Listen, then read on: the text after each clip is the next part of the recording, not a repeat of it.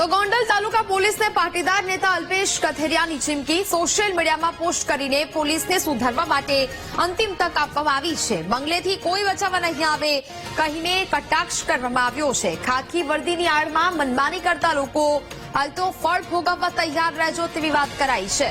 ગોંડલ દર્શન સમયે અમારી સાથે જોડાયેલા લોકોને પરેશાન કરવામાં આવી રહ્યા છે। અમે ઘટનાની વિગતવાર જાણ ગૃહમંત્રીને કરી હોવાની પણ વાત તેઓએ કરી છે, જેમાં પિયુષ રાદડિયાની ધરપકડ પછી અલ્પેશ કથેરિયાએ પોલીસની કામગીરી પર સવાલ ઉઠાવ્યા છે।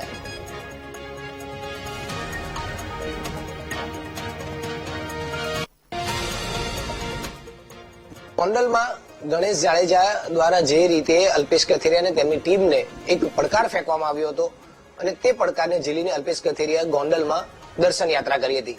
આ દર્શન યાત્રામાં જે રીતે ઘર્ષણ થયું અને ત્યારબાદ હવે પોલીસ કાર્યવાહી કરી રહી છે, ત્યારે અલ્પેશ કથેરિયાએ જે રીતે પોલીસ કાર્યવાહી થઈ રહી છે તેની સામે એક પ્રશ્ન ઉભા કર્યા છે અને તેઓને હેરાન કરતા હોવાના કોઈના ઈશારે તેવી વાત કરી રહ્યા છે અને તેને લઈને તેઓ ગૃહમંત્રીને પણ મળ્યા છે અને સોશિયલ મીડિયા પર પણ તેમને એક ચીમકી ઉચ્ચારી છે।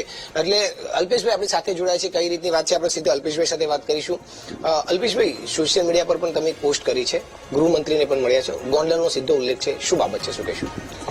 છેલ્લા 4-5 દિવસની ઘટનામાં ગોંડલમાં અલગ અલગ વિવિધ પોલીસ સ્ટેશનમાં ગુનાઓ દાખલ થયા છે અને આજે ગુનાઓ દાખલ થયા એમાં મુખ્ય આરોપીઓને પકડે, પોલીસ એની કાર્યવાહી કરે એમાં અમને કોઈ વિરોધ પણ નથી કે જેના વિરુદ્ધ ગુના દાખલ થયા છે, પણ જે ઘટનાને જેની સાથે લેવા દેવા નથી, માત્ર ને માત્ર એ વ્યક્તિ અમારી સાથે હોય, આંદોલન વખતે પણ હતા, હાલમાં પણ યાત્રામાં પણ અમારી સાથે હોય, એ વ્યક્તિ પોતે વિશ્વ હિન્દુ પરિષદના ગોંડલના અધ્યક્ષ છે, એવી વ્યક્તિને પણ આમાં મદદગારીમાં સંડોવે છે।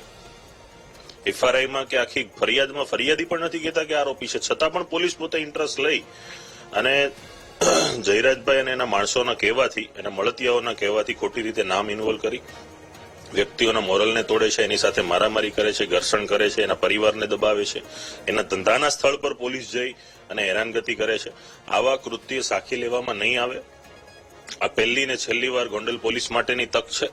ખાખીની આડમાં આવા કોઈ પણ પ્રકારની લુખ્ખાગીરી કે દાદાગીરી કરવાનો પ્રયાસ થશે તો એની એ જ ભાષામાં પોલીસની જે પણ લુખ્ખાગીરી કરતો વ્યક્તિ હશે એને જવાબ મળશે। અમે ગયા ત્યારે પણ મુખ પ્રેક્ષક બનીને હસી રહી હતી, એ જ પોલીસ આજે અમારી સાથે દબંગગીરી કરી રહી છે। પોલીસની આવી બે મોઢાની વાતો હવે પછી અમે નહીં છે।